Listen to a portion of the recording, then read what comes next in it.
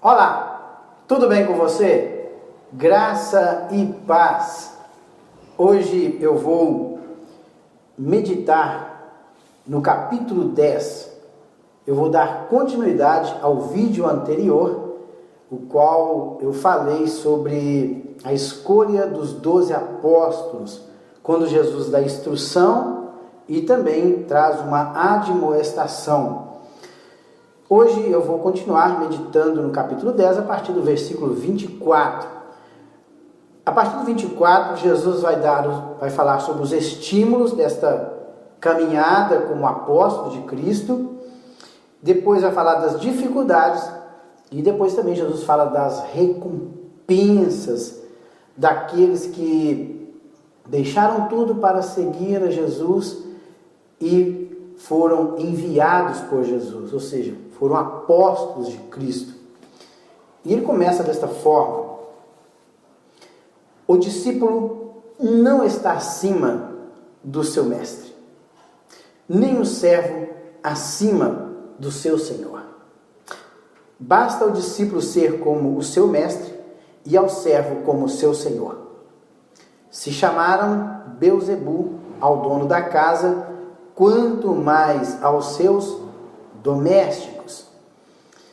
Aqui a palavra domésticos é membros da casa. Ele está querendo dizer que se chamaram a Beelzebu o dono da casa, quanto mais os membros da mesma casa.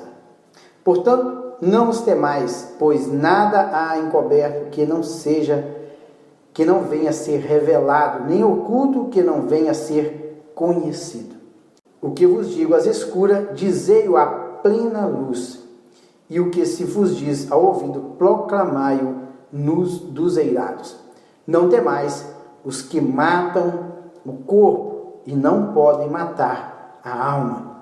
Temei antes aquele que pode fazer perecer no inferno tanto a alma como o corpo.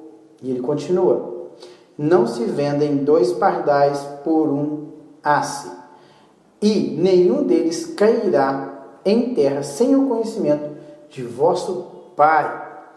E quanto a vós outros, até os cabelos todos da cabeça estão contados. Não temais, pois bem mais valeis vós do que muitos pardais. Portanto, todo aquele que me confessar diante dos homens, também o confessarei diante de meu Pai, que estás nos céus. Mas aquele que me negar diante dos homens, também eu o negarei diante do meu Pai, que está nos céus. Primeira coisa, então, aí, Jesus fala dos estímulos, ou seja, do encorajamento. Jesus está encorajando os seus apóstolos no que se diz respeito à pregação do Evangelho. Porque no capítulo 10 todo, ele começa com a escolha dos 12, ele dá instrução aos 12, ele traz uma admoestação aos 12, e agora ele vai trazer uma palavra de encorajamento. E ele diz o seguinte: primeira coisa que ele diz, olha, ninguém é maior do que o outro. No reino dos céus, todos são iguais. Não existe essa ideia de que uma pessoa é maior do que a outra. Não. Todos somos iguais. Pode existir hierarquia dentro da igreja, pastores, presbíteros, diáconos, mas todos são iguais diante de Jesus. No que se diz respeito à administração, ao pastoreio, inclusive, a palavra ministro, no original, ela quer dizer aquele que está a serviço, aquele que serve. Uma das palavras para ministro é operetas. Operetas eram os remadores de galés, aquelas pessoas que eram escravas, que eram colocadas no porão do navio para remar o mesmo. Então, era o que? A ideia que se dava para o ministro, aquele que estava para servir as pessoas. E o ministro no Evangelho, ele é aquele que está a serviço das pessoas, aquele que veio servir as pessoas. E ninguém é maior do que a outra. E ele diz aqui: basta ao discípulo ser como seu mestre, todos são iguais. E ao servo como seu senhor, igualdade. Se chamaram, olha, por que se chamaram Beelzebu, o dono da casa? Porque eles chamaram Jesus. Eles disseram que Jesus expulsava demônio pelos príncipes dos demônios, ou seja, Beelzebu. Então, se eles chamaram o dono da casa, que é Jesus, de Beelzebu, quanto mais os domésticos. O doméstico aqui é uma palavra que vem de oikiakos. Oikiakos é membros de uma casa. Ou seja, se chamar o dono, automaticamente vão chamar os membros daquela casa também, o quê? De Beelzebu. Ou seja, serão perseguidos da mesma forma como Jesus foi perseguido. E outra coisa que ele disse que ele não temais, porque não tema, porque todas as coisas um dia há de ser revelada. Deus vai julgar a todos. Ou seja, aquilo que motiva o meu coração de fazer algo para o Senhor, ou aquelas pessoas que estão cometendo seus delitos, todos serão julgados. Todas as coisas encobertas serão reveladas naquele dia. Tudo será revelado. Ele fala que não há nada que esteja em oculto que não seja revelado. E outra coisa, olha, o que eu vos digo às escuras aqui, ó, o que eu estou dizendo para vocês, porque Jesus chamou os 12. Olha, o que eu estou falando para vocês agora, 12. Dizei-o à plena luz. Falai-o para as pessoas também. Isso que eu estou falando para vocês, o ensinamento que eu estou trazendo para vocês, aqui, em particular, ou às escuras, ninguém está sabendo, vocês deverão proclamar em plena luz. E o que eu estou dizendo aos seus ouvidos, proclamai-o nos eirados. Eirado era a parte de cima da casa, ou seja, do terraço da casa. Proclamai em alta voz, para que todos ouçam o Evangelho de Cristo Jesus. E outra coisa também, a respeito do estímulo ainda, olha, vocês não devem temer aqueles que matam somente o corpo, e nada mais podem fazer com a nossa alma. Mas temei antes aquele que, além de tirar a nossa vida, tem poder para nos atirar aonde? No inferno. Quem? Deus. Deus, além de ele tem poder para ceifar as nossas vidas e ainda tem poder para nos lançar no inferno. Então, quem é que eu tenho que temer? A Deus. Que todo poder, todo domínio está em suas mãos. Então não temam aqueles que matam o corpo e que nada mais podem fazer no que se diz respeito à sua alma, mas temei a Deus que tem poder sobre ambos. E ele fala aqui dos pardais, ele diz assim, não se vendem 2 pardais por um asse. O asse era 1/16 do denário, ou seja, você pegava um denário e dividia ele em 16 partes. Era o valor de 2 pardais. E eu disse, não se vendem 2 pardais por um asse, e nenhum deles cairá em terra sem o consentimento de vosso Pai. Olha, se um pardal que tem um valor tão insignificante, com apenas a 1/16 de um denário, você compra 2 pardaizinhos, que o valor é tão insignificante, inclusive em outro evangelho fala que você comprava 4 e levava um de brinde, de tão insignificante que era o valor. E ele diz aqui, olha, e nenhum deles cairá por terra sem o conhecimento de vosso Pai. Ou seja, Deus sabe de todas as coisas que estão acontecendo com os pardais.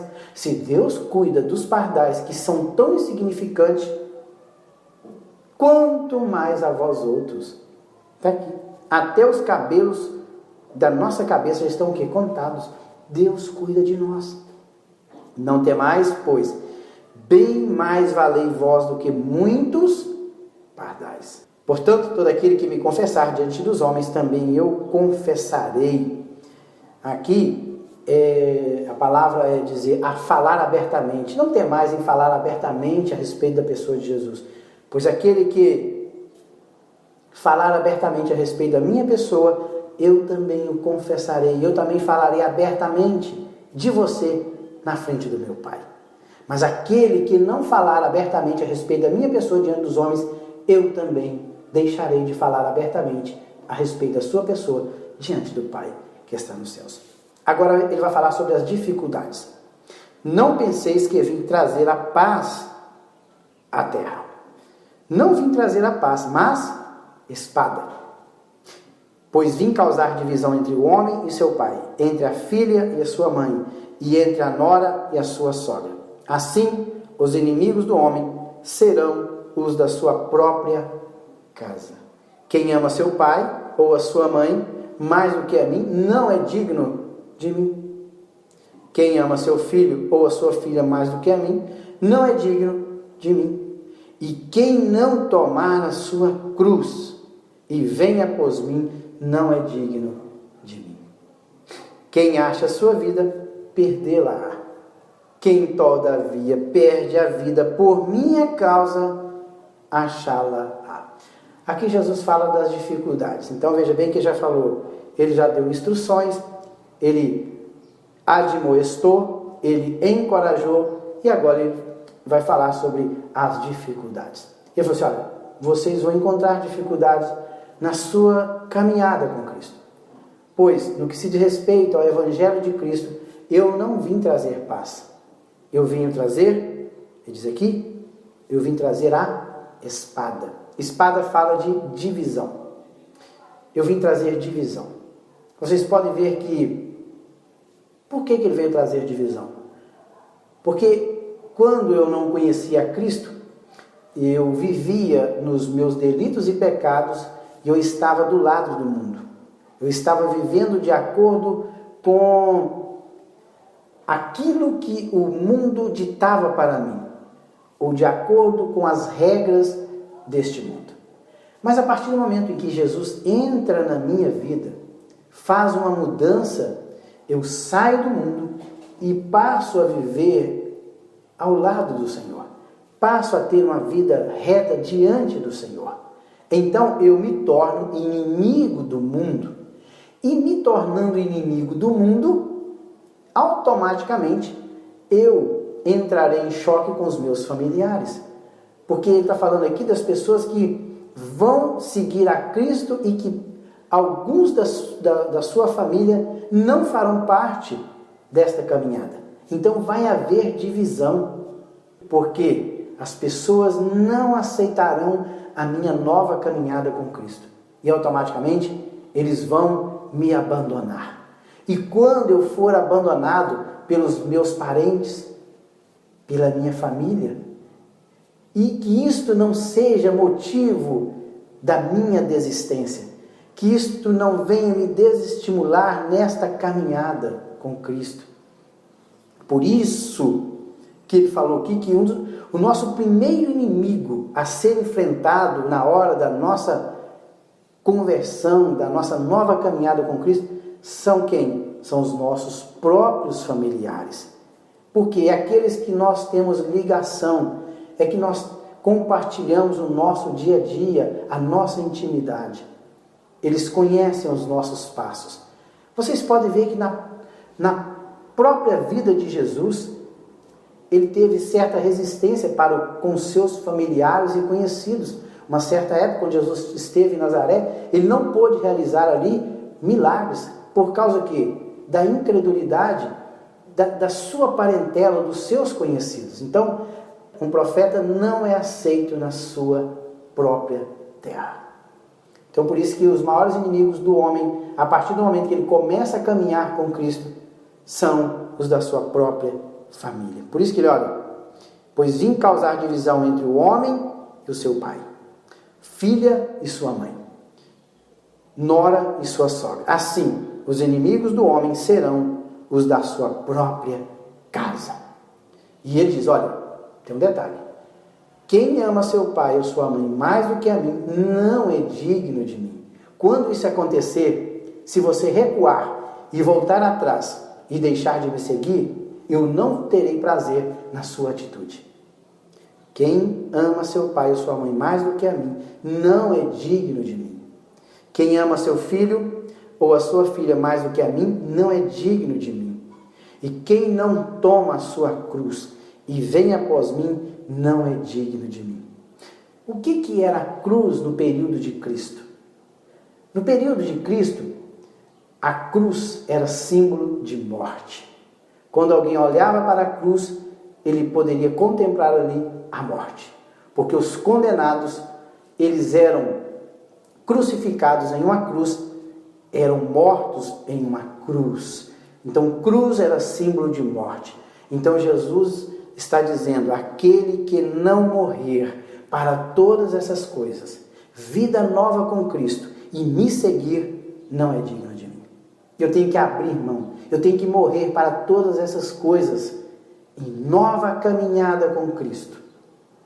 Não é, ele falou assim: ó, se você não fizer isto, você não é digno de mim.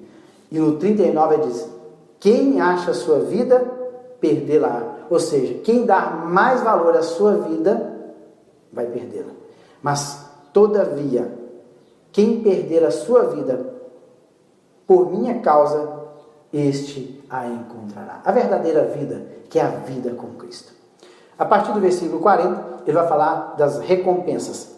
Ele diz: quem vos recebe a mim, me recebe. E quem me recebe, recebe aquele que me enviou. Quem recebe um profeta no caráter de profeta, receberá o galardão de profeta. Quem recebe um justo no caráter de justo, receberá galardão. E quem der a beber, ainda que seja um copo de água, a um destes pequeninos, pode ser meu discípulo. Em verdade vos digo que de modo algum perderá o vosso galardão. Aqui está falando de recompensa. Então, olha, aquele que vos recebe, receber quem? Os discípulos. Se alguém for receptivo, receber os discípulos, automaticamente, eles não estão apenas recebendo os discípulos, mas eles estão recebendo o próprio Jesus. E quem me recebe, recebe aquele que me enviou. Ou seja, quando alguém recebe os apóstolos, o ensino dos apóstolos, daqueles que foram enviados, recebe automaticamente a Cristo. E quem recebe a Cristo, automaticamente recebe a Deus que enviou Cristo. Então, pode ver que é um efeito progressivo. Recebe os discípulos, recebe a Cristo e recebe a Deus. E depois ele fala sobre, e quem recebe um profeta, aqui no caráter, ou na condição de um profeta. Quem recebe um profeta na condição de um profeta, receberá galardão de profeta. O profeta é aquele que fala por alguém, ou fala antecipadamente. Então, se você recebe ou aceita um profeta na condição de profeta, você receberá o quê? O galardão de profeta, ou a recompensa de profeta. Quem recebe um justo na condição de justo, tá vendo? Receberá a recompensa de um justo também. E aqui falando sobre também aquele que contribui para o crescimento do reino dos céus juntamente com os apóstolos. E quem der a beber, ainda que seja um copo de água fria, a um destes pequeninos, por ser este meu discípulo, em verdade vos digo que de modo algum perderá o seu galardão ou a sua recompensa. Então Jesus está falando: olha, por menor que seja o copo d'água, que é a menor contribuição que se diz respeito ao reino dos céus, por menor que seja a sua contribuição para o crescimento do reino dos céus, você jamais deixará de receber a sua recompensa. Pois Deus é justo, Jesus é justo em todas as suas atitudes, e Ele vai recompensar a cada um segundo as suas obras. Que Deus em Cristo vos abençoe. No próximo vídeo eu estarei entrando no capítulo 11 do Evangelho segundo escreveu Mateus. Fiquem com Deus e até lá.